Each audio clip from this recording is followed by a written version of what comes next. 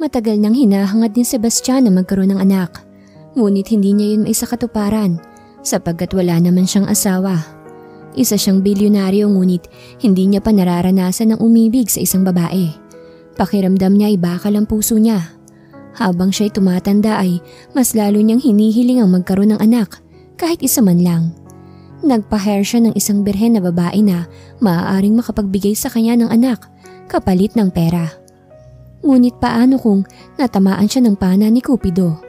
Pakakawalan niya ba ang isang virgin baby maker pagkatapos siya nitong bigyan ng anak? Paano kung isang umaga magigising na lamang siya na hindi na anak ang kanyang hinahangad na makamit kung hindi ang mismong puso ng dalaga? Ngunit paano kung isang babae ang bigla na namang umepal sa araw ng kanilang kasal? Daddy! Daddy! Gusto ko ng ice cream! Sambit ng isang batang babae sa daddy nito. Kung titingnan ay nasa 4 na taong gulang ng bata. Ang cute tingnan at kay sarap kurit-kuritin ng pisngi. Mamaya na tayo bibili ng ice cream, baby. Hihintayin muna natin si mami mo. Sagot naman ng mami nito. Where's mommy, daddy? Tanong ng bata. Bumili lang si mami ng milk mo. Favorite mo yan, di ba? Tanong ng daddy ng bata at tumango naman ang bata. Kinalong ito ng kanyang ama habang tuwang-tuwa naman ang bata. Sa di kalayuan ay pasimpleng sinusulyapan ni Sebastian ang mag-ama. Hindi maitatanggi ng kanyang mga mata ang katotohanang naiinggit siya sa dalawa. Matagal na niyang pangarap ang magkaroon ng anak, ngunit wala pa siyang natitipuhang babae. Hindi niya alam kung manhid ba siya o sadyang hindi lang siya marunong magmahal. He's already 30 years old age, ngunit wala pa siyang pamilya. Sebastian is a billionaire man. Pagmamay-ari niya ang mga malalaking kumpanya sa loob at labas ng Pilipinas. Ngunit kahit mayaman siya, ay hindi pa rin yun sapat para sa kanya. Hindi siya naging masaya sa buhay na kung anong meron siya. Kaligayahan niya ang magkaroon ng anak. Ang saya naman nila. Siguro kung may anak lang ako, sobrang close rin namin ngayon, gaya nila. Bulong ni Sebastian sa kanyang sarili habang ang kanyang mga matay nakatutok sa mag-ama. Ilang minuto ang lumipas ay umalis na si Sebastian. Tumungo siya sa loob ng kanyang kotse at saka kaagad itong pinaandar. Binagtas niya ang zigzag road patungong Baguio. Pansamantala niyang nilibang ang kanyang sarili, ngunit mas lamang pa rin ang kalungkutan. Nabuboring na siya sa buhay niya kaya isang araw, pinatawag niya ang kanyang sekretary na si Lilibeth. Yes sir, what can I do for you sir? Tanong ni Lilibeth nang makapasok ito sa opisina ni Sebastian. Naratnan niya ang binata na tumutungga ng alak. Do please hire me a baby maker. Just make sure na virgin ang babaeng i-hire mo. Gusto ko magkaroon ng anak.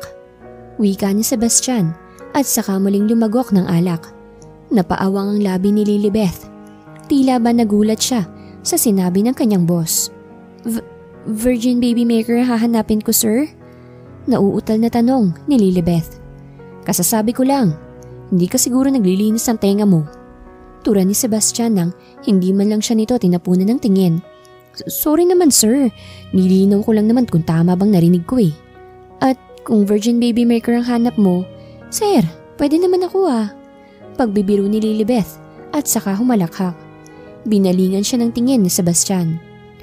Wala sa bokabularyo kong pumatol sa sekretary ko. At mas lalong hindi ako pumapatol sa my boyfriend.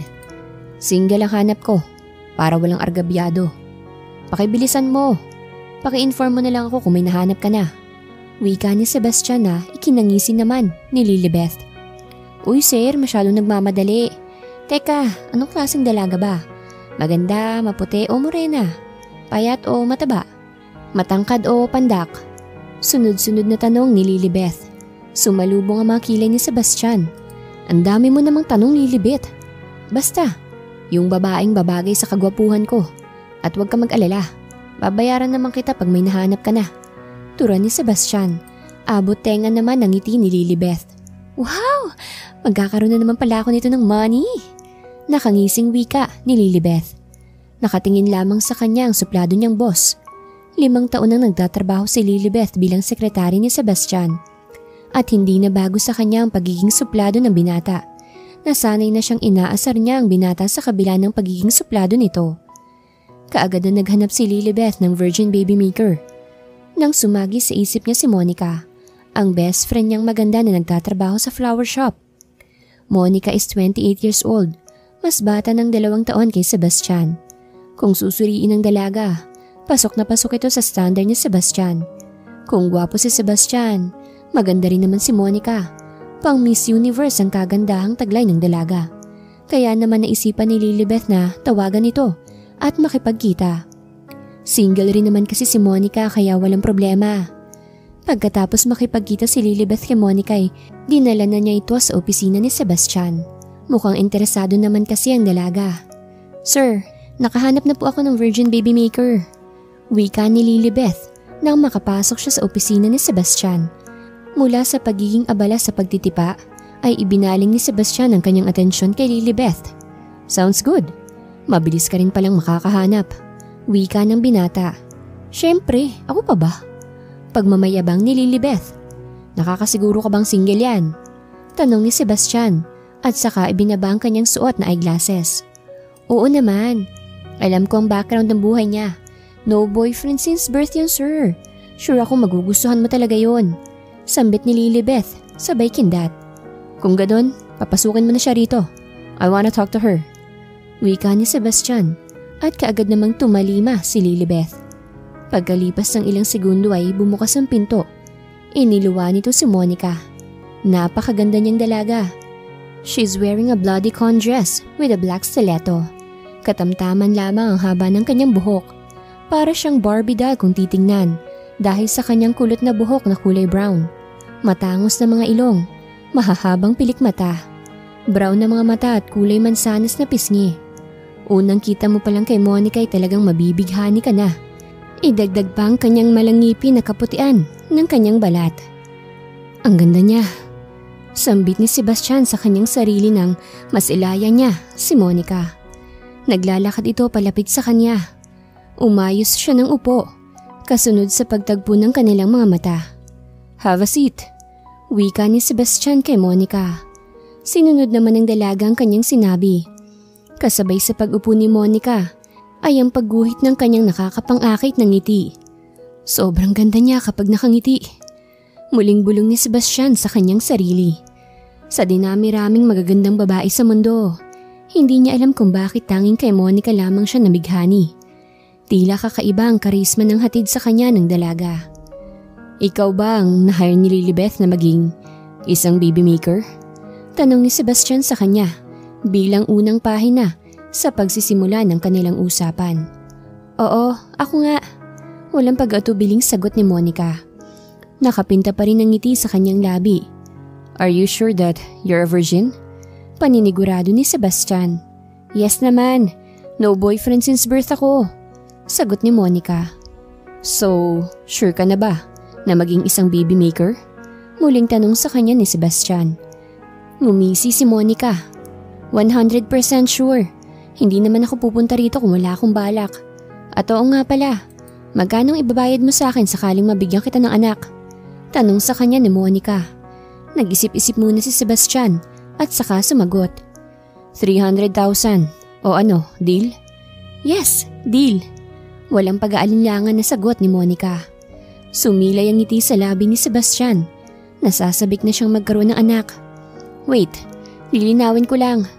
Pagkatapos kitang mabigyan ng anak, pwede na akong lumayo sa'yo? Wala na tayong pakialamanan sa isa't isa? Tanong ni Monica. Oo naman. Ganyan na ganyan talaga ang mangyayari. Bigyan mo lang ako ng isang anak at pagkatapos niyan, malaya ka na. Paglilinaw ni Sebastian. Okay, no problem. Sagot ni Monica. Tumayo si Sebastian at saka lumapit kay Monica. So, pwede na ba tayo magsimula sa paggawa ng baby? Muntik nang matawa si Monica dahil sa tanong ni Sebastian. Ngunit pinilit niyang pigilan. Hindi niya alam kung bakit natatawa. Pakiramdam niya ay hindi bagay sa kanila ang gawain yon. Masyado ka namang excited. Hindi ka pa nga naliligo, magsisimula na agad. Pambabara sa kanya ni Monica. Excuse me, kahit hindi ako naliligo, mabango pa rin ako. Wika naman ni Sebastian. Ayoko magsimula kung ayaw mong maligo. Sabi ni Monica at saka pinandilatan niya pa si Sebastian. Ang arte mo namang babae. Oo na, maliligo na. Samahan mo ako sa mansyon. Maliligo ako ron. At doon ka na rin matulog at nang makapagsimula na tayo. Wika ni Sebastian at saka humakbang patungo sa pinto. Sumama ka sa akin. Utos niya kay Monica bago niya binuksan ang pinto. Kaagad namang tumalim ang dalaga. Binigkas ni Sebastian ng daan papunta sa parking area habang nakasunod naman sa kanyang mga yapak si Monica. Pinagbuksan niya si Monica ng pinto patungo sa front seat. Kahit suplado si Sebastian ay mayroon din siyang tinataglay na pagiging gentleman. Nang makita niyang maayos nang nakaupo ang dalaga, ay sinimulan na niyang paandarin ng makina. Binagtas ng kanyang sasakyan ang daan patungo sa mansyon ni Sebastian. Walang kibuan ng dalawa noong nasa biyahe pa sila. Nakabibing ang katahimikang namayani sa pagitan ni Sebastian at Monica. Maaari ka nang bumaba. Nandito na tayo sa mansyon.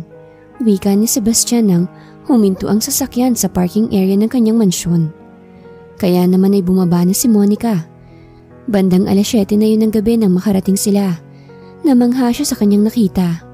Kay ganda ng kabuuan ng mansyon at makikita rito na tunay ngang mayaman ang nagmamay-ari nito. Ganito pala kayaman ng isang Sebastian. Bulong ni Monica sa kanyang sarili habang inililibot niya ang kanyang paningin sa buong paligid. Makaluma ang mga kulay na makikita sa paligid. Ang sarap sa mata. Sa di kalayuan ay matatanaw ang malaking swimming pool. Alika na sa loob. Sambit ni Sebastian kay Monica na siyang umagaw sa atensyon ng dalaga. Sumunod na si Monica kay Sebastian hanggang sa nakarating sila sa loob ng mansyon. Maligo ka na. Utos sa kanya ni Sebastian. Namilog ang mga mata ni Monica. Tumingin siya sa binata. Ang kanyang mga matay nagtatanong. Akala ko ba ikaw lang ang maliligo? Ba't dinadamay mo ko? Ikaw lang naman ang mabaho sa ating dalawa, di ba? Pagbibiro ni Monica. Nagpamulsa si Sebastian at saka sumagot. Hindi pwedeng ako lang maliligo. Dapat ikaw rin. Huwag kang madaya. Gusto ko, parehas tayong fresh.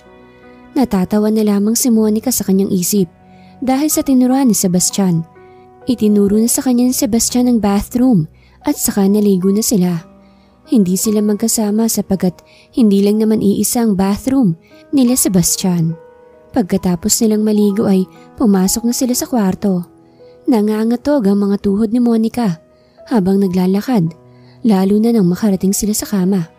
Nakabrief lamang si Sebastian at bumungad sa kanyang mga mata ang malaking alaga ng binata. Napaawang ang labi ni Monica. Handa ka na ba? Tanong sa kanya ng binata. Hindi kaagad nakasagot si Monica. Nagmistula siyang isang estatwa dahil sa labis na pagkatulala. Napangisi na lamang si Sebastian habang nakatitig si Monica sa kanyang bumabakat na pagkalalaki. Oh, ba't ka nakatulala riyan? Kanina pa kitang tinatanong. Sabad niya kay Monica at doon lamang natauhan ang dalaga. Napakurap-kurap siya. Ano sinasabi mo? Nauutal na tanong niya nang matauhan siya. Sabi ko, handa ka na ba? Pag-uulit ng binata. Tiningnan lamang siya ni Monica na para bang nag-aalangan pa ang dalaga kung anong isasagot. Nagtagpo ang kanilang mga mata. Ngunit hindi pa man nakakasagot ang dalaga ay tinawid na ni Sebastian ang espasyong nakapagitan sa kanila. Sa unang pagkakataon, nagdampi ang kanilang mga labi. Natagpuan na lamang ni Monica ang kanyang sarili na tumutugon na sa halik. Dahan-dahang binayba ni Sebastian ang labi ni Monica hanggang sa naging mapusok. Sinabayan nila ito ng paghagod. Mula sa naging hulma ng labi ng dalaga, bumaba ang halik ni Sebastian patungo sa leeg ng dalaga at hanggang sa umabot sa dibdib nito. Paulit-ulit na sinasambit ni Monica ang pangalan ni Sebastian. Nagustuhan niyang ginagawa nito sa kanya. Nagpatuloy ang kanilang ginagawa hanggang sa tuluyan nang isinuko ng dalaga ang perlas na kay tagal niyang iniingat-ingatan. Pagkatapos ng nangyari sa kanila ay niyakap nila ang isa't isa. Sana mabuntis ka at magkaroon na ako ng anak, bulong ni Sebastian, ngunit hindi man lang nagsalita si Monica. Tila ba napagod ito sa kanilang ginawa. Natawa na lamang si Sebastian sa kanyang utak hanggang sa nakatulog silang dalawa. Dahil sa nangyari kina Monica at Sebastian, pansamantalang pinatira ni Sebastian si Monica sa kanyang mansyon. Silang dalawa lamang ang naroroon sapagkat nasa Hong Kong ang mommy at daddy ni Sebastian. Uniko iho lamang siya at siyang tagapagmana ng lahat ng kanilang ari-arian. Isang araw habang nagluluto si Monica ay bigla siyang sumuka. Wala sa oras na napatakbo siya sa lababo. Nahihilo siya at gusto niyang magpahinga. Sebastian, ipagpatuloy mo itong niluluto ko. Nahihilo ako. Utos niya kay Sebastian. Natigil ito sa katitipa sa kanyang laptop nang marinig niya ang sinabi ni Monica. Nahihilo ka? Kailangan mo magpa-check up. Sasamahan kita. Wika ni Sebastian. Hindi na kailangan. Bilhan mo na lang ako ng pregnancy test. Kailangan kong malaman kung buntis ako o hindi. Sabi ni Monica na ikinalitaw ng mga ngiti ni Sebastian. Wow! Sana buntis ka na para makikita ko ng baby ko. Masayang sambit ni Sebastian. Pinandilatan naman siya ni Monica. Kaya nga, bilhan mo na ako ng pregnancy test para malaman na natin. Wika ni Monica. Oo, bibili ako ngayon din. Magpahinga ka muna dyan. Sabi ni Sebastian at saka tumayo. Excited na excited siyang malaman kung buntis ba si Monica. Iniwanan niya ang kanyang laptop at saka kinuha ang susi ng kanyang kotse. Ngayon ka na aalis? Tanong sa kanya ni Monica. Oo naman, hindi na ako makapaghintay eh. Kaagad na tugon nito. Iba talaga kapag excited. O sige na, umalis ka na. Saad ni Monica. At kinindatan siya ni Sebastian at saka binagasan nito ang daan palabas. After a few minutes, nakabalik na si Sebastian. Ibinigay na nito kay Monica ang pregnancy test. Pumasok na si Monica sa CR upang simulan ang pagtitest. I'm sorry, the result is negative. Malungkot na wika ni Monica nang makalabas siya. Ang kaninang masayang mukha ni Sebastian ay napalitan ng pagkadismaya. Kumunot ang kanyang noo. Negative talagang result? Sure ka ba? Nagtatakang tanong niya kay Monica. Oo, negative talaga eh. Sorry, hindi kita mabibigyan ng anak. Sagot ni Monica. Makikita ang kalungkutan sa mukha ng dalaga. Paanong negative eh? Ginawa na natin lahat ng posisyon. Wika ni Sebastian. Parang magwawala na siya. At dahil sa kanyang sinabi, napahalakhak si Monica. Grabe ka naman sa lahat ng posisyon. Huwag ka na malungkot dyan. Binibiro lang naman kita. Ang totoo, positive talagang result. Sabi ni Monica kay Sebastian. Talaga? Positive ang result? Nauutal na tanong ni Sebastian. Parang hindi siya makapaniwala sa sinabi ni Monica. Naku, ayaw mo pang maniwala. O ayan, tingnan mong result. Positive, diba? Ipinakita ni Monica kay Sebastian ang pregnancy test. May dalawa itong guhit at confirmed na buntis talaga siya. Yay! Daddy na ako! Daddy na ako! Napatalon si Sebastian dahil sa sobrang tuwa. Walang mapagsidla ng sayang nararamdaman niya noong mga sandaling yon. Naku, wag kang sumigaw riyan. Masyado ka namang excited maging daddy. Saway sa kanya ni Monica. Lumapit si Sebastian kay Monica at saka hinimas ang tiyan nito. Baby, bilisan mong lumabas. Hinihintay ka na ni daddy. Bulong niya habang hinihimas-himas ang tiyan ni Monica. Napatawa na lamang si Monica dahil sa ginagawa ni Sebastian. Nako, dugo pa lang yan, kinakausap mo na. Sabagay, ganyan siguro kapag first time magkakaroon ng baby. Wika ni Monica. Oy, ingatan mong baby natin ha. Rule number 1, huwag ka magpapalipas ng gutom. Rule number 2, dapat mga nutritious foods ang kakainin mo para healthy ang bata sa sinapupunan mo. Rule number 3, huwag kang magpupuyat. Rule number 4, don't take alcoholic drinks. Rule number 5, huwag kang maninigarilyo o umiwas ka sa mga taong nagsisigarilyo. Rule number 6, huwag kang magbuhat ng mga mabibigat. Rule number 7, mag-ehersisyo ka. At rule number 8, alagaan mo't mahalin ang baby ko. At last, rule number 9, wag na wag mo siyang itataka sa akin. Kumunot ang noo ni Monica matapos sabihin ni Sebastian ang mga rule sa kanyang pagbubuntis. Hindi niya akalaing ganun pala ka-strict ang isang Sebastian kapag usapang anak na. Ang dami mo namang rules sa buhay. Huwag kang mag-alala. Aalagaan kong batang nasa sinapupunan ko dahil anak ko rin to, no? Walang inang gustong ipahamak ang kanyang anak. Alam kong mga dapat kong gawin at hindi dapat. Wika ni Monica at saka pinandilata niya si Sebastian. Mabuti naman at nagkakalinuan tayo. Magpahinga ka na ron sa kwarto. Tawagin mo na lang ako kung kailangan mo ko, sabi ni Sebastian kay Monica. Inaalagaan ni Sebastian si Monica upang maging maayos ang kalagayan ng bata. Pinagsisilbihan niya ito na parabang tunay niyang asawa. Minsan, nagiging sweet sila sa isa't isa. At madalas, kinakausap ni Sebastian ang bata sa sinapupunan ni Monica. Napapangiti na lamang si Monica sa tuwing ginagawa yun ni Sebastian. Kahit pagod si Sebastian galing sa kanyang opisina, ay hindi niya pa rin hinahayaan si Monica na gumawa ng mga mabibigat na gawain. Nag-hire siya ng kasambahay na magiging tagapaglinis at tagapagluto nila. Sinasamahan din ni Sebastian si Monica para sa prenatal check-up. Tinitiyak nilang nasa maayos na kalagayan ng bata. Isang araw, nagkaroon ng sakit si Monica. Labis ang pag-aalala ni Sebastian dahil sa kanyang kalagayan. Paparating na si Doc Valdez. I-check niya ang kalagayan mo, wika ni Sebastian kay Monica. Nakahiga si Monica sa kama sapagkat hindi siya pinapayagan nito na tumayo. Baka kasi mahilo siya at maapektuhan ng bata. 7 buwan na niyang dinadala ang bata sa kanyang sinapupunan. Ano? Papupuntahin mo rito si Doc Valdez?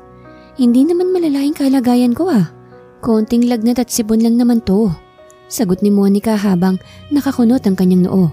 Si Doc Valdez ang doktor ni Monica at close friend ni Sebastian. Alangan naman hahayaan lang kitang maggaganyan. Naku Monica, maaapektuhan ang bata sa tiyan mo.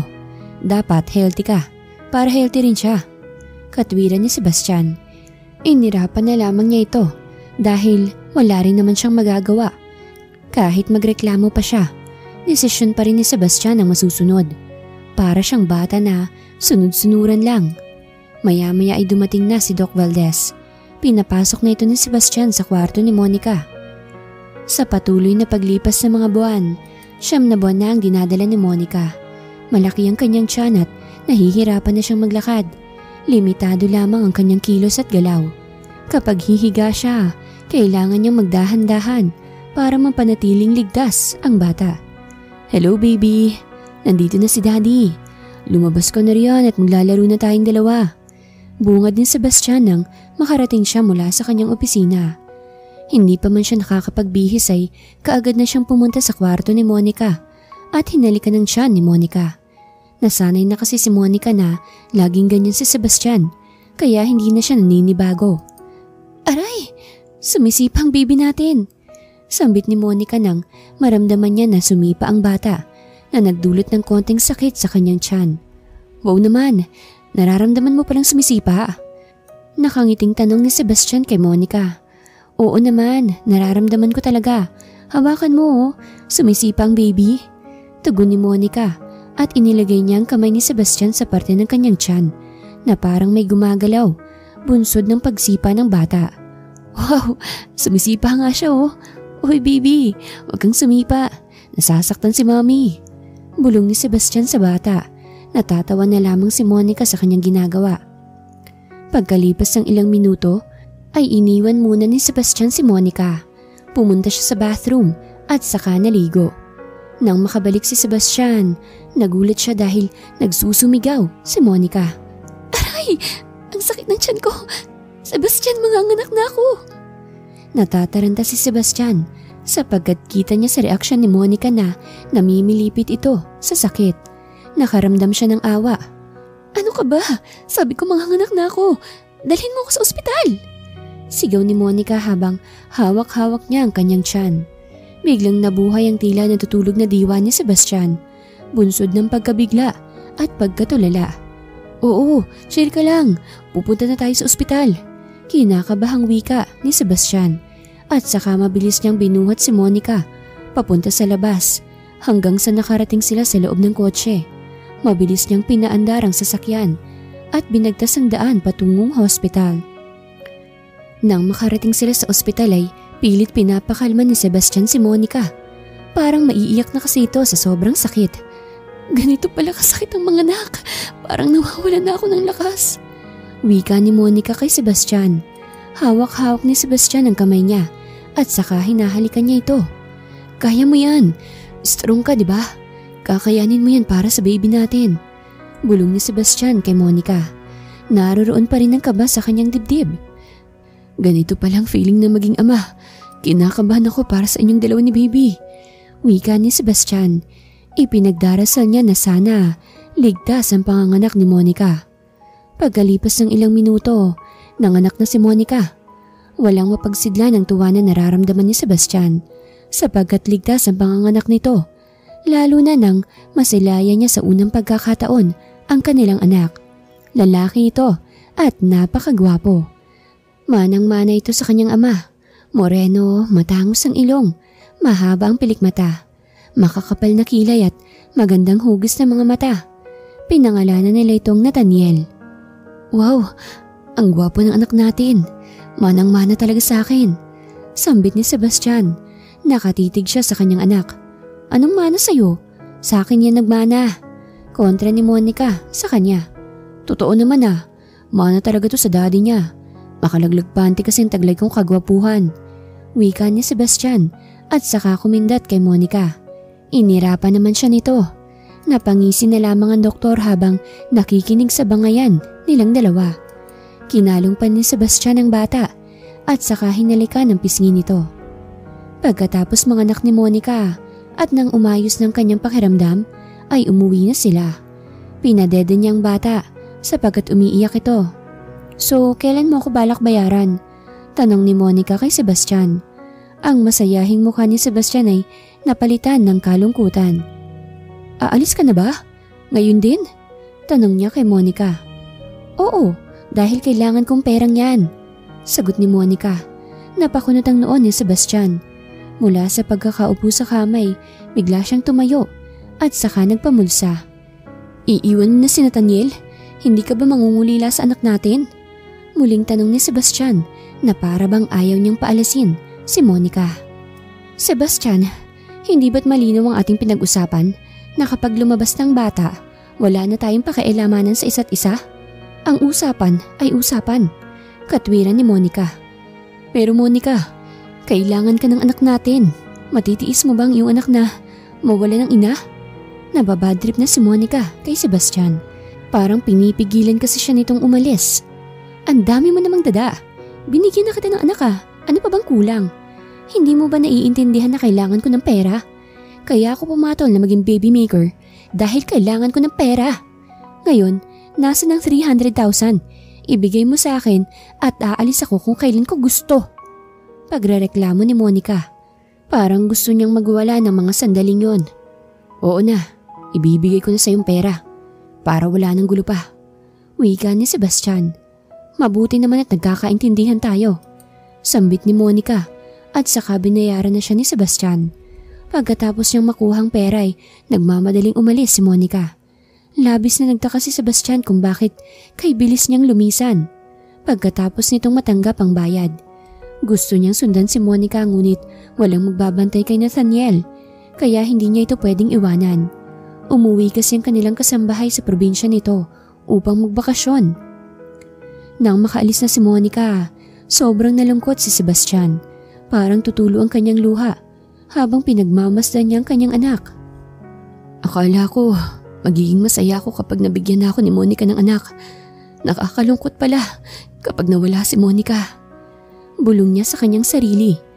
Hindi niya ma-imagine ang buhay ng kanyang anak na walang kinikilalang ina. Gusto niyang kompleto sila bilang isang pamilya.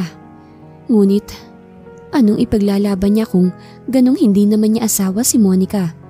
Hindi sila kasal. Walang relasyong namamagitan sa kanila sapagkat hinire niya lang yon bilang isang baby maker. Ngunit hindi lubos akalain ni Sebastian na ang paglisan ni Monica ay maghahatid sa kanya ng kalungkutan at kawalan ng gana sa buhay. Ang totoo kasi, mahal na ni Sebastian si Monica. Hindi niya akalaing mahuhulog ang kanyang loob sa araw-araw nilang pagsasama.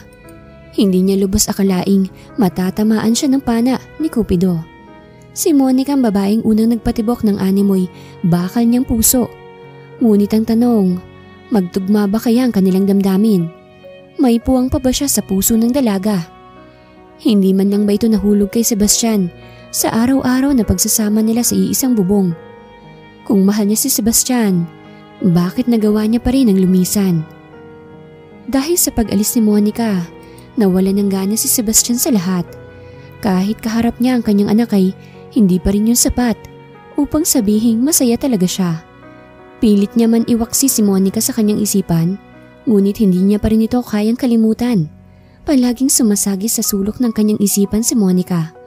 Ang magandang mukha nito, ang mapupungay na mga mata, ang matangos na ilong, ang malarosas na labi, ang cute na boses ng dalaga, at ang mabangong buhok na lagi niyang nalalanghap.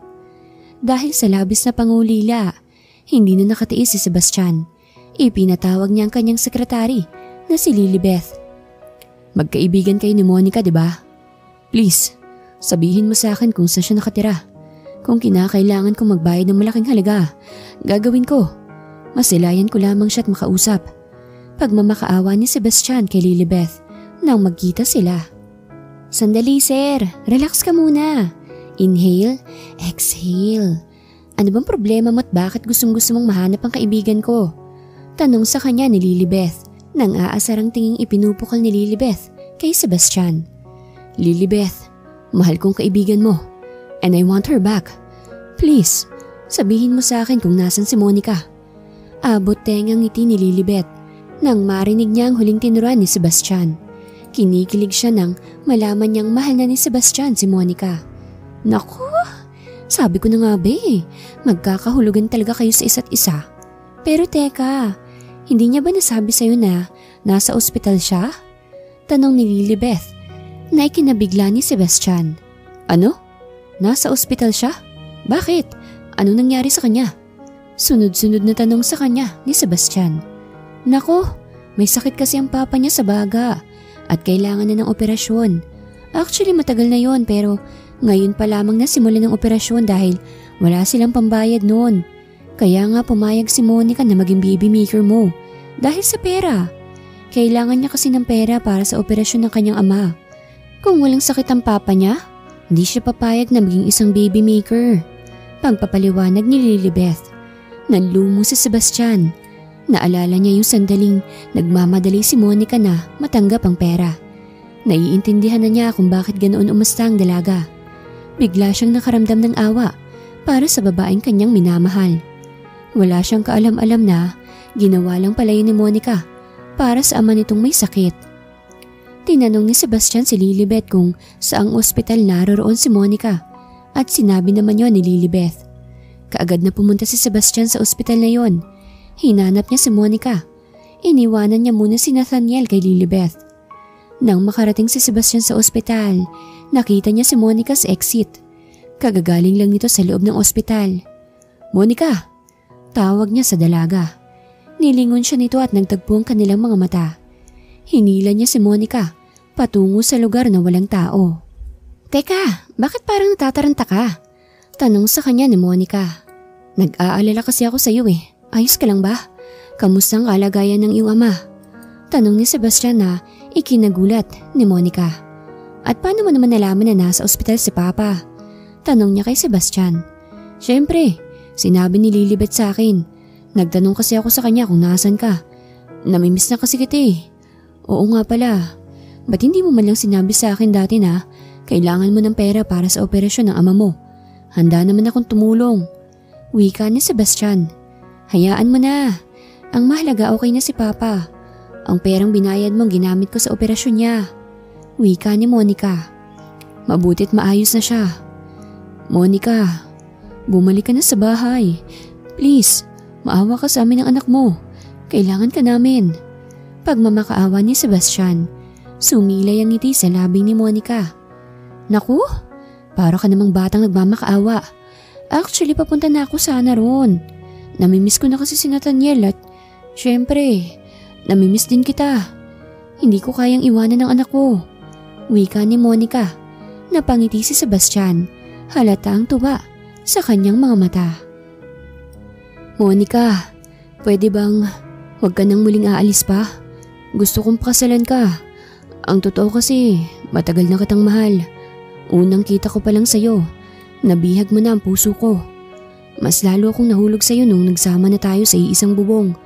Natatakot lang ako na aminin sa'yo. Pero ngayon, handa na akong ipagsigawan sa buong mundo na ikaw ang babaeng isinisigaw nitong puso ko. I love you so much, Monica. Sambit ni Sebastian. Kung anong nararamdaman mo, ganun din ang nararamdaman ko. I love you too, Sebastian. Nakangiting tugon ni Monica. Halos mapatalon sa sobrang tuwa. Hindi niya akalaing mahal din siya ni Monica. Niyakap niya ito ng mahigpit. I wanna grow old with you. Bulong ni Sebastian kay Monica. Kasunod nun ay pagtagpo ng kanilang mga mata na sinundan ng pagdampi ng kanilang mga labi. Pinagsaluhan nila ang mainit na halik. Patunay na mahal nila ang isa't isa. Sumilay ang ngiti sa kanilang labi nang muling nagkaroon ng espasyo ang pagitan ng kanilang mga labi. Tara, balik na tayo sa mansyon. Hinihintay ka na ng baby natin. Wika ni Sebastian kay Monica at saka inakbayan niya ang babaeng mahal niya. Oo, baka umiiyak ng baby natin doon. Sino palang nagbabantay sa kanya ngayon? Tanong ni Monica. Si Lilibet munang nagbabantay. Iniwan ko sa kanya. Sagot ni Sebastian. Naku, ginawa mo pa palang yayang sekretary mo. Tura ni Monica at sabay silang nagtawanan. Pagkatapos nun ay binagtas na nilang daan patungo sa kotse ni Sebastian at bumalik sa mansyon. Nang makarating sila sa mansyon, naabutan nila si Lilibet na hinihele ang bata. Iyak kasi ng iyak si Nathaniel. Naku, butit nandito na kayo. Ang ingay-ingay ng baby nyo. Ewan ko kung bakit iyak ng iyak to. Gayong maganda naman ang tagapagbantay niya. Wika ni Lilibet habang hawak-hawak nito ang bata. Pasensya ka na talaga, Lilibet. Ginawa ko pa naming yaya. Sabi ni Monica at saka kinuha niya si Nathaniel at pinadede. Oh, kamusta naman kayong dalawa? Okay na ba kayo? Tanong ni Lilibet sa dalawa nang makaupo siya sa sofa. Halatang napagod siya sa pagbabantay. Okay na kami. Actually, magpaplano na nga kami para sa aming kasal. Nakangiting tugon ni Sebastian kay Lilibet at binigyan niya ng isang kindat si Monica. Lumaki ang mga mata ni Lilibet dahil sa mga salitang tinuran ni Sebastian. Ano? Kasal agad? Wow! Ang bilis ha? Akala ko ba hanggang baby maker lang ang papel ni Monica? Anong nangyari? Nagkahulugan na ba kayo sa isa't isa? Sunod-sunod na tanong ni Lilibet. Akala ko nga hanggang baby maker lang ang role niya. Hindi ko naman akalaing mahuhulog pala ako sa kaibigan mo. Ginayuma yata ako niyan Sabi ni Sebastian at saka biglang sumabat si Monica. Aba, anong ginayuma ka riyan? Sadyang nabighani ka lang sa kagandahan ko. At kung merong mang manggagayuma sa ating dalawa, ikaw yun Sus, ikaw kayang nabighani sa kagwapuhan ko. Kunwari ka pa, nahulog ka lang naman sa pamatay kong ngiti Wika naman ni Sebastian kay Monica. Kahit kailan filingero ka talaga. Naiyak ka naman nung umalis ako. Kunwari ka pang kailangan ako ni Nathaniel. Natatakot ka lang namang mawalan ka ng magandang kasama rito sa mansyon. Sabi naman ni Monica. Nag-aararan na silang dalawa at naghahampasan pa. Sa kabilang dako, tawang-tawa naman sa kanilang dalawa si Lilibet. Nako, nagbabangayan pa kayong dalawa. Parehas lang naman kayong nahulog sa isa't isa nung ginagawa niyo si Nathaniel. Sabat ni Lilibet. Nagtinginan si Monica at Sebastian sa isa't isa. Ang kanilang mga tingin ay merong nakakubling kahulugan. Ang galing pala sa kama nitong kaibigan mo Wika ni Sebastian kay Lilibet.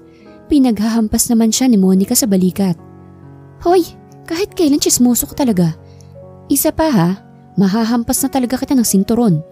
Sambit ni Monica. Samantalang panaytawa naman sina Sebastian at Lilibet. Inaasar nila si Monica at parang napipiko na ito. Bahala nga kayo riyan. Mas mabuti pang patulugin ko na lang si Natnat. Sambit ni Monica at saka pumasok na siya sa loob ng kwarto habang kalong-kalong si Nathaniel. Binigyan niya ito ng palayaw na Natnat. Kinabukasan, maagang gumising si Monica. Mahal, bantayan mo muna si Natnat Bibisitahin ko lang si Papa sa ospital. Bili niya kay Sebastian. Iyon ang unang pagkakataon na tinawag niyang mahal si Sebastian. Wow, ang sweet mo naman. Tinawag mo akong mahal. Mula ngayon, iyan na rin ang itatawag ko sa'yo. Nakangiting wika ni Sebastian. O siya, aalis na ako. Ikaw na munang bahala sa baby natin. Ipagtimpla mo na lang siya ng gatas kapag umiyak siya. Wika ni Monica. Sige mahal, mag-iingat ka. Bumalik ka kaagad ha. Baka maagaw ka pa ng iba. Ganda mo pa naman. Sabi ni Sebastian at inihirapan siya ni Monica. Naku, baliw ka na talaga sa akin. Huwag ka mag-alala. Sayong-sayo lang ako. Sambit ni Monica sa kanya. Gusto ko yan. I love you, mahal. Sambit ni Sebastian. I love you too, mahal. Tugon ni Monica at saka umalis na. Natutulog pa si Nathaniel kaya tinawagan muna ni Sebastian ang kanyang mommy upang ipaalam ang plano niyang pakasalan si Monica. Naikwento rin niya sa kanyang mommy na si Monica ang hinar niyang baby maker at meron na silang anak. Natuwa naman si Madam Feliz nang malamang may anak na si Sebastian. Ngunit tila hindi siya boto kay Monica. Naku naman Sebastian, bakit mo pa pakakasalan ng babaeng yan? Anak lang naman ang gusto mo, di ba? Akala ko ba wala kang balak bumuo ng pamilya?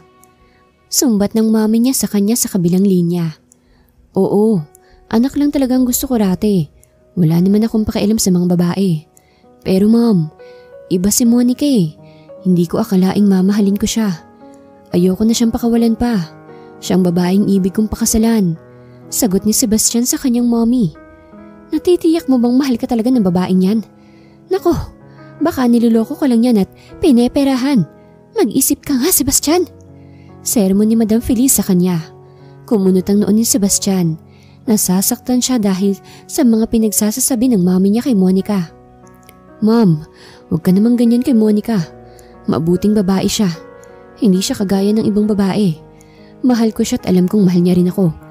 Kahit tutol kayo sa pagmamahala namin, itutuloy ko pa rin ang kasal. Pagtatanggol ni Sebastian sa babaeng mahal niya. Anak naman, pakinggan mo naman ako. Ayoko lang naman na umabot sa puntong pagsisisihan mo ang mga desisyon mo sa buhay. Sagot naman ni Madam Feliz. Ma'am, hindi na ako bata. Hayaan naman ninyo ako magdesisyon para sa sarili ko. 30 years old na ako. Hanggang ngayon ba, desisyon niyo pa rin ang susundin ko? Sumbat ni Sebastian. Masyado kasing mahigpit ang mami niya sa kanya. Simula pagkabata ay mami niya ang nagdidesisyon sa mga bagay na dapat niyang gawin. Nasasakal na siya. At isa rin yan sa mga dahilan kung bakit hindi niya masyadong na-enjoy ang teenage life niya. At kailan ka pa natutong sumagot? Sumbat ng mami niya. Hindi na lamang umimik si Sebastian. Baka kung ano pang masabi niya. Nire-respeto niya naman ang mami niya. Ngunit nasasakal na siya sa mga ipinagbabawal nito. Ibinaba na niya ang kanyang cellphone at kapag kuwan ay huminga siya ng malalim. Nahihirapan siya. Bakit hindi na lang nila ako suportahan?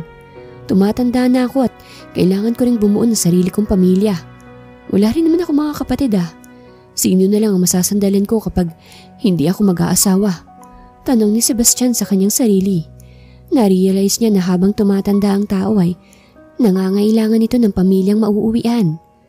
Habang nasa kalagitnaan ng malalim na pag-iisip si Sebastian, biglang umiyak si Natnat. Mula sa pagkakatitig sa kawalan ay ibinaling niya ang kanyang tingin sa kanyang anak. Iyak ito ng iyak. Natnat, nasa ospital pa si mami mo.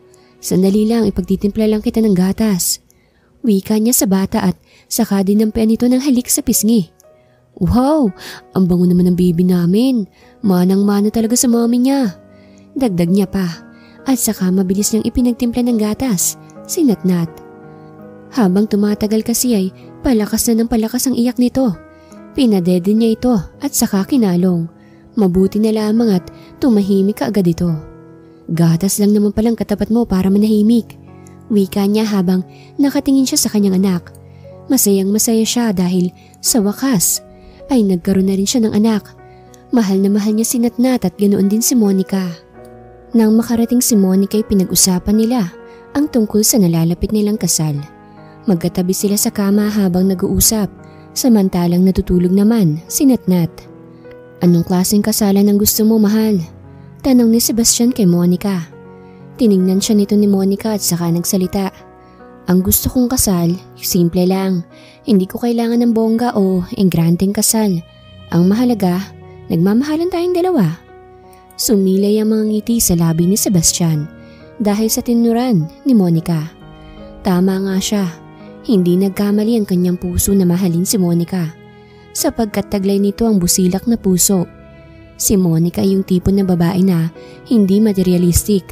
Hindi siya nasisilaw sa mga material na bagay lamang. Sa katunayan, ilang beses na siyang binigyan ni Sebastian ng mga mamahaling alahas. Subalit tinatanggihan niya yon.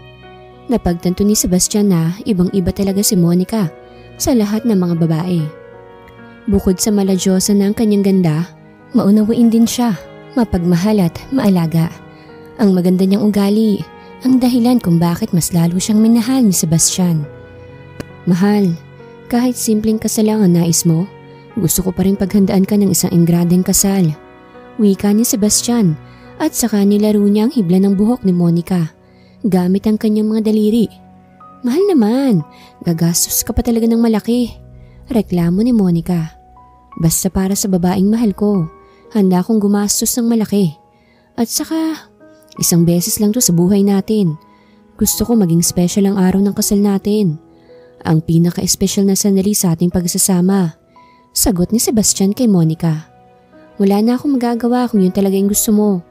I respect your decision, mahal. Turan ni Monica. I can't wait to witness the beauty of my bride while you're wearing your wedding gown. Sabik na akong iharap ka sa altar, mahal. Sambit ni Sebastian kay Monica. At sa maraming pagkakataon, muling nagtagpo ang kanilang mga tingin. Mababakas sa kanilang mata kung gaano nila kamahal ang isa't isa. Kasunod sa tagpong yun ay ang paglapat ng kanilang mga labi. Pipikit na sana sila upang namnamin ng mainit na halik. Ngunit biglang naudlot ang kanilang halikan nang umiyak si Nathaniel. Naku, ano ba naman yan? Nabitin tuloy ako. Sambit ni Sebastian at napakamot siya sa kanyang ulo. Napangisi na lamang si Monica dahil sa reaksyon nito. Hinela niya muna si Nathaniel dahil iyak ito ng iyak. Mamayang gabi na lang natin ipagpatuloy, mahal. Huwag ka nang iiyak dyan. Wika ni Monica habang nakatingin siya sa malungkot na mukha ni Sebastian. Halatang nabitin to. Babawi talaga ako mamayang gabi kapag tulog na si Natnat. Sabi ni Sebastian at sabay silang nagtawanan. Pagkalipas ng ilang araw, nag-hire si Sebastian ng designer para sa kanilang nalalapit na kasal. Nag-hire na rin siya ng wedding coordinator at hairstylist para kay Monica. Gusto niya bonggang wedding gown ng soon-to-be wife niya. Lahat ay kaya niyang gawin basta para sa babaeng mahal niya. Ganyan kalalim ang kanyang pag-ibig sa dalaga. Kaagad na tinawagan ni Sebastian ang kanyang mom at daddy upang ibalitang nalalapit nilang kasal ni Monica. Masaya naman ang daddy ni Sebastian. Suportado niya ang kanyang anak basta para sa kaligayahan nito. Sa katunayan, gusto pa sana umattend ng kanyang daddy. Ngunit masyado itong busy sapagkat marami pa silang inaayos na project sa Hong Kong at matagal pa silang makakauwi. Sa kabilang dako, kabaliktaran naman ang naging tugon ng mami ni Sebastian. Kung ang daddy niya ay support sa kanyang nalalapit na kasal, ang mami niya naman ay tutol. Aba, talagang itutuloy mo nga ang pagpapakasal sa babaeng yun? Naku naman Sebastian, hindi ka talaga nakikinig sa akin. Sermon ng kanyang mommy habang katawagan niya ito sa cellphone. Isang araw na lang sa sapit ng aming kasal. Suportahan mo naman ako, mom. Mabuti pa si daddy. Hinahayaan niya akong gawin ang mga gusto ko. Sagot naman ni Sebastian. Nako, ibahin mo ako sa daddy mo. Ipakancel mong kasal na yan. Ako na lang pipili ng babaeng pakakasalan mo. Sabi ni Madam Feliz sa kabilang linya. Umigting ang panga ni Sebastian. Nariyan na naman ang pakiramdam na nasasakal siya dahil sa pagiging mahigpit ng mami niya. Anong ipakancel ang kasal? Ma'am, okay nang lahat. Napaghandaan na namin. Kumuha na ako ng wedding designer at hairstylist. Wala nang dahilan para iurong ang kasal. Mahal ko si Monica. Mahal na mahal. Giit ni Sebastian sa mami niya. Anong mapapalamas sa pagmamahal na yan? Hampas lupa nga ang babaeng pakakasalan mo eh. Pipili ka na nga lang ng babae, yung hindi pa natin kauri. Aba, kailan pa naging bagay ang mahirap sa mayaman? Hindi kayo nababagay. Sebastian, hiwalayan mo yan. Dinaig pa ng bunganga ng mami niya ang Armalite. Kung ano-ano na kasi ang pinagsasasabi nito at hindi nagustuhan ni Sebastian ang mga salitang kanyang naulinigan mula sa mismong mami niya. nasasaktan siya. Pakiramdam niya ay pinagsasasaksak ng kutsilyo ang kanyang dibdib dahil sa mga salitang tinuruan ni Madam Feliz. Kahinaan niyang makarinig ng mga masasakit na salita na ibinabato kay Monica. I'm sorry, Mom, pero wala kang karapatang pagsabihan ng ganyan ng babaeng mahal ko. Ano naman kung mahirap siya? Marami ng pera natin, sumusobra na nga eh. Pero kapag usapang kasiyahan, hindi ko man lang yun naranasan. Si Monica lang ang nagparamdam sa akin ng tunay na kaligayahan at sa kanya ko nasumpungan ng pagmamahal na hindi ko nahanap sa iba. Kaya kahit tutol ka sa kasal namin, hindi ko iuurong ang kasal. Sagot ni Sebastian sa kabilang linya. Naramdaman niya na lamang ang paglandas ng taksil niyang mga luha.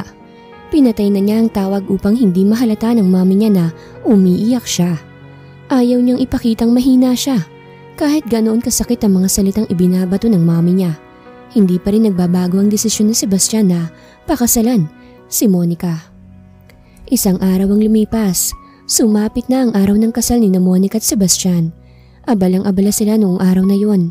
Nag-hire sila ng yaya na siyang magbabantay kay Nathaniel sapagkat busy sila para sa kanilang kasal.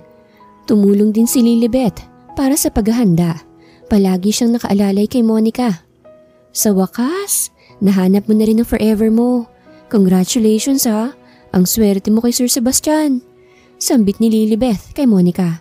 Nakaharap sila sa malaking salamin. Suot na ni Monica ang kanyang wedding gown. Sobrang ganda niya. Oo nga, ang swerte mo girl kay Sir Sebastian. At syempre, maswerte rin naman siya sa'yo dahil sobrang ganda na magiging asawa niya. Wika naman ng baklang si Thea. Theo ang tunay niyang pangalan pero Thea ang itinatawag sa kanya dahil isa siyang lalaki na may pusong babae. Siya ang makeup artist at hairstylist ni Monica. O kayo, kailan niyo balak magpakasal sa mga Prince Charming niyo? Tanong naman ni Monica sa kanila. Baka tatandang dalaga na ako nito. 5 years na kaming magkasintahan ni Vince pero hindi pa rin siya nagpo-propose. Ewan ko ba kung anong plano niya sa buhay? Sagot ni Lilibeth at napakunot ang noon ng bakla. Naku, ang tagal naman ng 5 years. Aba, pikutin mo ng boyfriend mo girl para wala nang kawala. Biro ni Thea kay Lilibeth. Nagtawanan silang tatlo. Grabe ka naman sa pipikutin. Nako, kung wala pa siyang plano, maghahanap na lang ako ng foreigner. Yung matandang mayaman na madaling mamatay.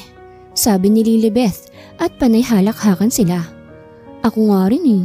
Naghahanap ako ng sugar daddy, yung Arabong target ko para bumukol ang wallet ko. Wika naman ng baklang si Thea. Mas lalo silang naghalakhakan. Inaayos niya ang buhok ni Monica habang nagbibiruan sila. Nag-e-enjoy si Monica na makipag-usap sa dalawa. Pakiramdam niya magaan ang kanyang loob pagdating kay Lilibeth at sa bakla. Actually, simula pagkabata ay mag-best friend na talaga sila ni Lilibeth. Ang dami na nilang alaala. Si Lilibeth ang takbuhan niya sa tuwing may bigat siyang dinadala. Masasabi niyang tunay niyang kaibigan si Lilibeth sapagkat sinasamahan siya nito sa oras ng kasiyahan at kalungkutan. Sobrang swerte niya sapagkat nagkaroon siya ng kaibigang gaya ni Lilibeth. Ano bang mga tipo mo sa lalaki, Thea? Tanong ni Lilibeth sa bakla. Gusto ko sa lalaki yung malaki at mahaba.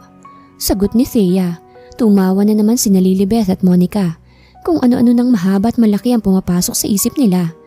Ano namang mahaba at malaki yan? Tanong ni Lilibeth. Mahabang pasensya at may malaking puso. Naku kayo talaga ha? Ang dumi ng isip nyo. Ang layo ng nararating ng imagination nyo. Sambit ni Thea. Akala ko kung ano nang mahaba at malaki. Sambit ni Monica. Nagtawanan na naman silang tatlo. Oo nga pala, malapit na magsimulang seremonya ng kasal. Bilisan na natin, baka malate ang magandang bride ni Sir Sebastian. Wika ni Thea. Ilang minuto na lang kasi ang natitira at magsisimula ng wedding ceremony. Pagkalipas ng 10 minuto, natapos na rin ang kanilang paghahanda. Ready to go na si Monica. Napakaganda niyang tingnan sa kanyang suot. Talagang bumagay sa kanya ang wedding gown. Kahit saang anggulo siya tingnan ay masasabing maganda talaga siya. Inalalayan siya ni Lilibeth at Thea papuntang simbahan. Bumungad sa kanilang napaka-ingranding disenyo na matatagpuan sa paligid. Puno ng sari-saring bulaklak at mga balloons ang paligid. Pinagtitinginan ng ibang naroroon si Monica habang naglalakad. Halata ang pagkabighani sa kanilang mga mata. Grabe, ang ganda ng mapapangasawa ni Sir Sebastian. Wika ng isang babae sa katabi nito. Nakikinig lamang sa kanila si Monica. Oo nga, napakaganda niya. Para siyang Barbie doll. Sabi naman ng isang babae. Sa kabilang banda, palingon-lingon naman si Lilibeth sa di kalayuan. Parang may kung anong bagay siyang sinisilip. Woy, anong sinisilip mo riyan? Sabad ni Thea kay Lilibeth. Napansin niya kasi na nasa kabila ang focus ng atensyon nito. Theo, ikaw na munang bahala kay Monica ha. May susundan lang ako. Sabi ni Lilibeth at mabilis na umalis. Nagtaka naman si Theo kung bakit parang nagmamadali si Lilibeth. Gusto niya rin sanang sundan ito ngunit nagbagong isip niya. Hindi niya nalang susundan si Lilibeth.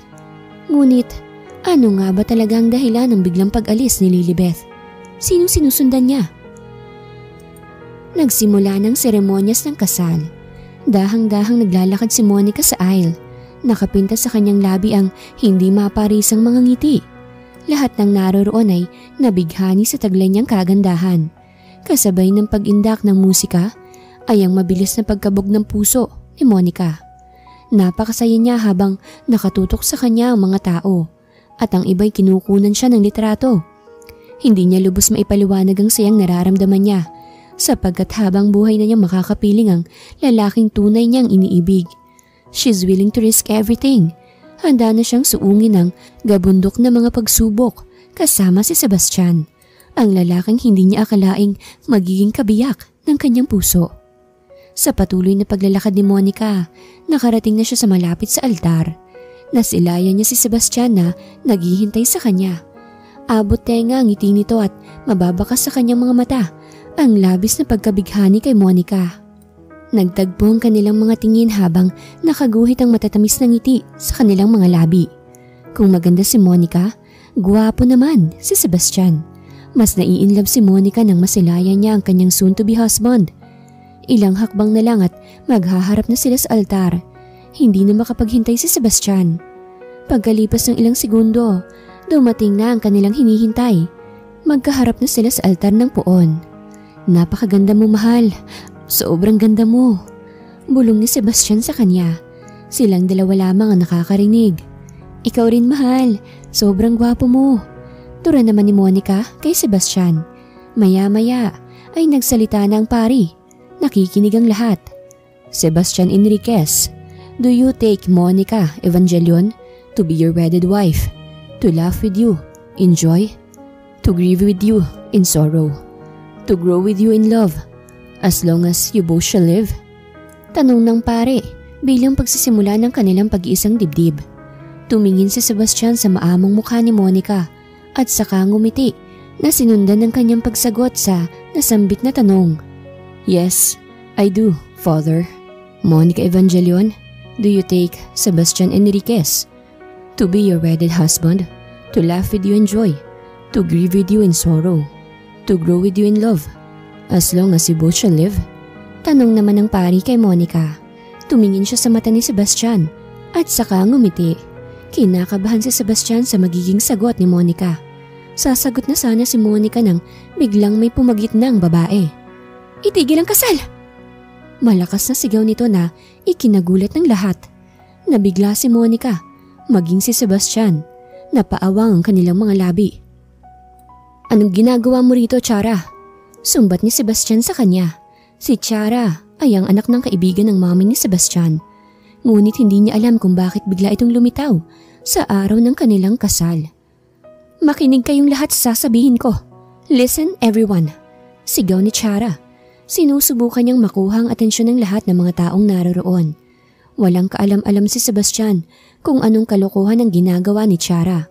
Naiinis siya sa biglang pagsulpot nito. Makinig kayong lahat! Muling sigaw ni Chara. Tumahimik ang buong paligid at tila ba gusto nilang marinig kung anong sasabihin ng babaeng yon. Tila ba may pasabog na dala si Chara. Walang kasal na magaganap sa araw na to sapagkat ako ang tunay na girlfriend ni Sebastian. Sigaw niya at nagulat ang mga tao. Ang iba'y nagbulong-bulungan. Ang iba naman ay pinagtitinginan nila si Sebastian. Marahil iniisip nila na kabit lamang si Monica. Naku, May girlfriend na pala si Sir Sebastian? Pero bakit naman nagpapakasal siya sa ibang babae? Tanong ng isang babae sa katabi nito. Nagbubulong-bulungan sila sa gilid. Oo nga, naku nagkakagulo na sila oh. Wika naman ng isang babae. Sandali, anong kalokohan ang ginagawa mo, Tiara? Tanong ni Sebastian kay Tiara. Wow, bravo! Ako pa talagang tinatanong mo kung anong kalokohan ang ginagawa ko? Hindi ba't ikaw rapat ang tanongin ko? Bakit may naghaganap na kasal gayong hindi pa naman tayo break? Girlfriend mo ko pero wala akong kaalam-alam na may kabit ka pala. Pinagmukha mo akong tanga, Sebastian. Wika ni Tiara. Mas lalong naguluhan si Sebastian. Sebastian, ang ibig niyang sabihin, kabit mo lang ako? Hindi mo man lang sinabi sa akin na may girlfriend ka. Niloko mo ko. Galit na sigaw ni Monica at isang sampal ang kanyang pinakawalan. Dumapo ito sa pisngi ni Sebastian. Mahal, maniwala ka sa akin. Wala kaming relasyon ng babaeng yan. Kung ano man ang pinagsasabi niya wala akong alam. Please, akong paniwalaan mo, Monica. Pagmamakaawa ni Sebastian kay Monica. Aba, sino nga lang ang lalaking yan? Girlfriend niya talaga ako at kabit ka lang. Ano, itutuloy mo pa ba ang kasal? Ngayong alam mo naman hindi ikaw ang original. Tanong ni Tiara kay Monica. Gulong-gulo na si Sebastian at ganoon din si Monica. Hindi niya alam kung sino sa dalawa ang paniniwalaan niya. Sa gitna ng kanilang bangayan, biglang pumagitna si Lilibeth. Wow! Bravo! Ang galing mo naman umakting, Tiara. Sambit ni Lilibeth at pumalakpak. At ikaw na babae ka? Ano ang pinaglalaban mo? Tanong ni Tiara kay Lilibeth sa tonong pasigaw. Mataray na tiningnan ni Lilibeth si Tiara mula ulo hanggang paa na sinundan ng pagtaas ng kanyang kilay. Kung mataray ang dating ni Tiara, di hamak na mas mataray ang dating ni Lilibeth. Idagdag pa ang sobrang tangkad nitong height. Anong pinaglalaban ko? Siyempre, ang katotohanan. Hawak ko ang ebidensya. Tiara, kaya pwede ba? Huwag ka na magdrama. Huling-huli ka na sa akto. Wika ni Lilibeth kay Tiara. Nagulat ang lahat. Naguguluhan din sila ngunit excited sila na malaman kung ano ang pasabong na dala ni Lilibeth. Ano nga ba kayang klaseng ebidensya ang hawak ni Lilibeth? At ano na naman bang ebidensyang ipaglalaman mong babae ka, ha? Tanong ni Tiara kay Lilibeth. Gusto mong malaman? O sige, chill ka lang at mangangatog ka riyan dyan sa kinatatayuan mo. Sagot ni Lilibeth. Pagkatapos nun ay inilabas ni Lilibeth ang kanyang cellphone. Huwag kayong maingay para marinig niyo ang pagiging magaling ni Tiara sa pag-acting. Utos ni Lilibeth sa mga tao. Tumahimik ang lahat. Itinaas ni Lilibeth ang kanyang cellphone na kung saan makikita sa video si Tiara na may kausap sa cellphone. Iyon ang sinundan niya kanina at kinuna ng video. Naka full volume ang cellphone ni Lilibeth. Kaya rinig na rinig ng mga tao sa paligid ang pinagsasasabi ni Tiara sa video. Ang laman ng video ay tungkol sa plano ni Tiara at ng mami ni Sebastian na kung saan inutusan ng mami ni Sebastian na magpanggap si Tiara bilang girlfriend ni Sebastian upang ipamukha kay Monica na niloloko lamang siya ni Sebastian at nang sa ganun ay hindi matuloy ang kanilang kasal. Iyon ang nagsilbing patunay na ang lahat ng ginawa ni Tiara ay isang pagsisinungaling lamang. Kinamuhian ng lahat si Tiara nang malaman nila ang katotohanan. Galit na galit si Sebastian sa ginawa nito. Sinasabihan ng mga taong naroroon na isang sinungaling si Tiara. Dahil sa sobrang hiya na nararamdaman ni Tiara ay hindi siya nakatiis. Nagkukulay mansanas na ang kanyang muka. Kaya kumaripas ito ng takbo palabas ng simbahan upang makaiwas sa mga matang nakatutok sa kanya. Sa kabilang dako, nagpaliwanag naman si Sebastian kay Monica tungkol sa kanyang problema sa mami niya. Nilinaw niya rin sa harap ng karamihan na sadyang mahigpit lamang ang kanyang mami sa pagpili ng babaeng kanyang pakakasalan sapagkat para rin naman yon sa kanyang kabutihan. Ngunit para kay Sebastian, si Monica ang daan tungo sa kanyang kabutihan. Pinatunayan niya na mahal niya si Monica at kahit marami pang humahadlang sa kanila ay handa niyang ipaglaban si Monica. Sa wakas, naikasal din sila. Pag-iibigan pa rin nila ang nanaig sa huli. Larawan sila ng dalawang taong tunay na nagmamahalan. Wala talagang imposible sa dalawang pusong nagmamahalan sapagkat kahit gabundok man ang pagsubok ay handa ka pa rin sumugal para sa taong iyong minamahal. Pagkatapos ng seremonyas ng kasal ay nagkatuwaan ang mga tao sa kanilang mansyon. Nagsimula na ang kainan. Maraming mga pagkain ang nakahanda sa mesa. Busog na busog talaga ang mga bisita. Naroroon din ang pamilya ni Monica sapagkat inimbitahan sila ni Sebastian. Nagpicture-picture sila roon bilang remembrance. Sa wakas, asawa na rin kita. I love you so much, mahal. Sambit ni Sebastian kay Monica habang kumakain sila kasama ang mga bisita. I love you too, mahal. Tugon rin ni Monica.